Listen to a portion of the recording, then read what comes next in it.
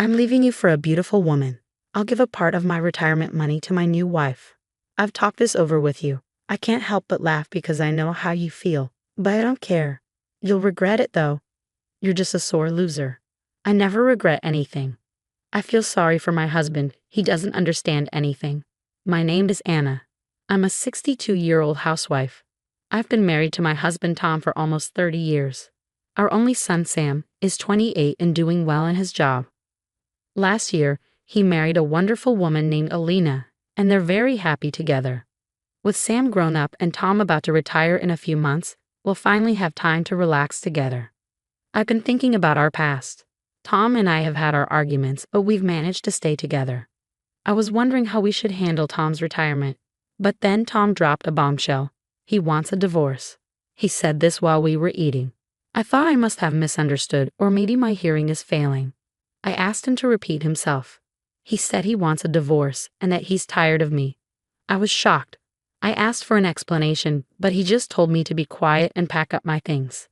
He plans to leave in 3 months and wants me gone by then. I couldn't believe it was happening so suddenly. I tried to protest, but he wasn't interested. He handed me the divorce papers, which he had secretly kept in a drawer. I thought I'd spend the rest of my life with Tom, so his decision was a huge shock. I was left speechless.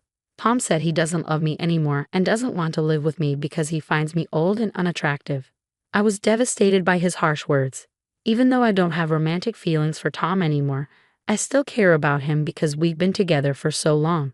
How could he say something so cruel?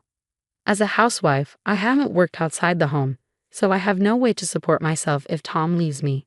I'm stuck. Tom didn't seem to care. After finishing the divorce papers, he left them in front of me and went out. Tom has always been a bit distant.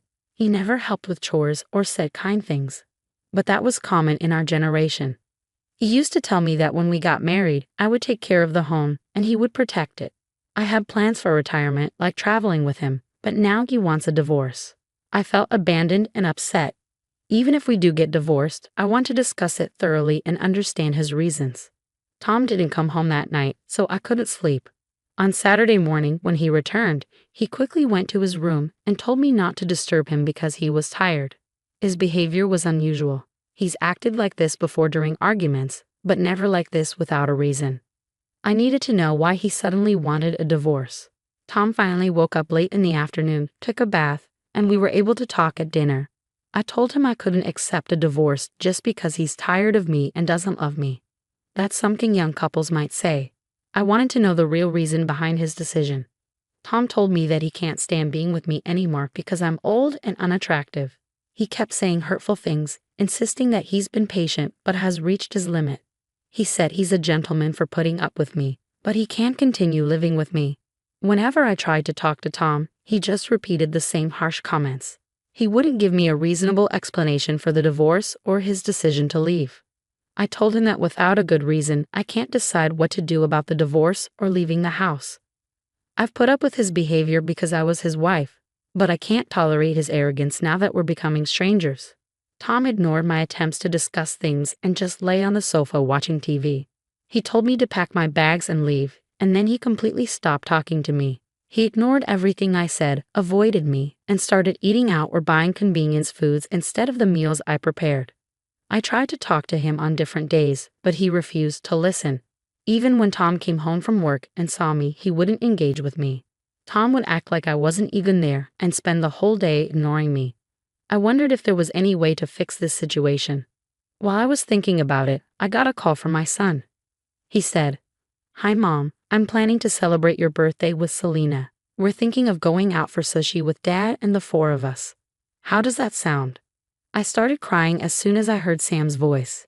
It felt like a heavy weight had been lifted. Sam was surprised and asked why I was crying. I told him that Tom asked for a divorce and that it didn't make any sense. Sam was upset and said he would come over to talk to his dad. That night, Sam arrived at our house and confronted Tom.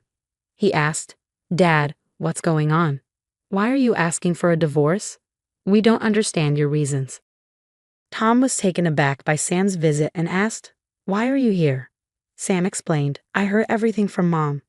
We don't understand why you want a divorce." Tom looked at me and said, "You told Sam." You're the one who's been avoiding me and refusing to talk. If we had communicated, we could have worked things out. Sam was upset and said, Dad, I don't agree with you. I don't understand why you want a divorce. Please take your time and explain. Thanks to Sam's insistence, Tom finally sat down to talk. However, Tom stubbornly refused to give a real reason, saying only that he was tired of the situation. I was frustrated with Tom's attitude, especially in front of Sam. Sam was also upset, feeling that Tom no longer cared about our family time. I reminded Tom of the times we used to travel as a family when Sam was a child. This made Tom go quiet. I showed him a photo album with pictures from Sam's childhood and our family moments, hoping it would bring back happy memories. Tom just put the album aside and said, Enough. I'm not changing my mind. I'm going to divorce you, and I don't care if I never see Sam again. His words shocked me. I realized we couldn't have a serious conversation anymore. I agreed to separate for now. Tom said, We're not divorcing right now. I told him that if we do divorce, I should get half of his retirement savings because I've been with him for 30 years. Tom was upset but reluctantly agreed because he knew I wouldn't sign the divorce papers without that agreement. We separated, and Sam invited me to stay at his house. He said Lena had agreed to this because she couldn't manage on her own and that Tom would come to appreciate me once we were apart. I thanked Sam for his support. Tom left the house looking unhappy, and I packed my bags and went to stay with Sam. When I arrived at Sam's place, I apologized to Lena for any inconvenience, but she reassured me that it was no problem. Don't worry about it. Please stay as long as you need, Lena said. She's a wonderful wife, and after the hellish time I had with Tom, staying with my kind son and his wife felt like a peaceful and happy escape. I was reluctant to divorce Tom because I suspected there were other reasons behind his behavior. I wanted to investigate, but I needed money for that, so I started working. I was prepared to pay for the investigation myself. I didn't want to trouble my son with my problems. Plus, even after the divorce, it's better to have a job. Since Tom had been treating me poorly, I needed to plan for my future. I used to have a bookkeeping license, so I looked for part-time work and found a company that valued my 12 years of experience in the industry. I got the job and now needed to find a place to live alone and investigate Tom. Sam said, Mom, you don't need to find a place on your own. Lena and I both agreed that you could live with us. If you want, we'd be happy to have you stay with us. Lena agreed, adding with a smile, It would be great if you stayed with us. I was surprised and unsure, but Sam and Lena's offer was kind. My son and his wife were happy to see me, and I was surprised to learn that Lena was pregnant. She had planned to tell me about the pregnancy on my birthday, but I was thrilled to hear the news early and excited about the arrival of my grandchild. Given this joyful news, I felt even more determined to end things with Tom quickly. I hired a detective agency to investigate, and I received the results within a week. I was concerned about how fast the investigation was completed, but the evidence was clear. Tom had been unfaithful. The investigation revealed that Tom had gone to a hotel with a young woman and had brought her to his house, where he stayed with her until morning. It seemed that the separation had caused him to lower his guard and engage in an affair. I confronted Tom with the evidence. He was surprised to see me and asked, What are you doing here? I told him I was ready for the divorce. His expression brightened, and he handed me the divorce papers with a smile. However, he added, By the way, I'm not giving you half of my retirement savings. I expected this, knowing you probably intended to give the money to his young partner.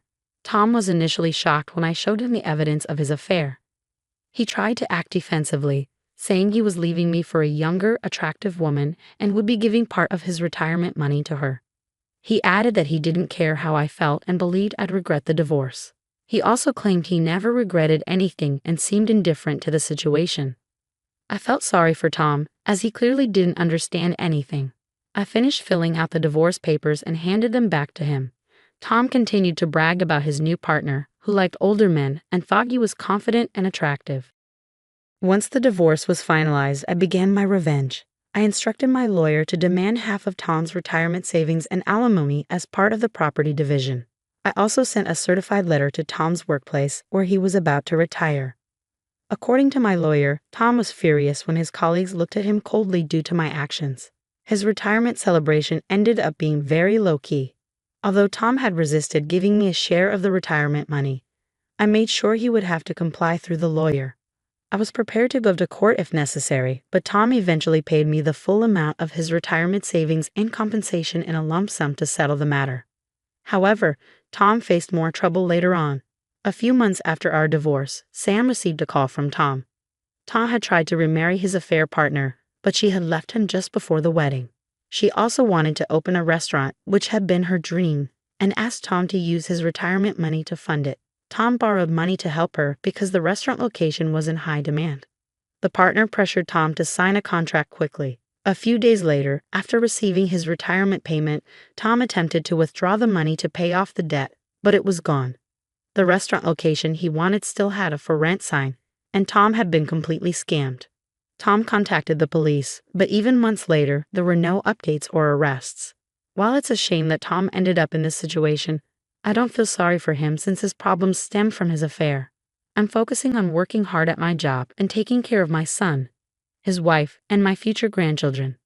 If Tom had not had the affair, he could have retired comfortably and enjoy his retirement years. Instead, his foolish choices led to his downfall. I believe it's better for me to be with my son's family than to have spent my life with a troubled husband. I hope Tom's former partner can find peace and enjoy her life. Thank you for watching.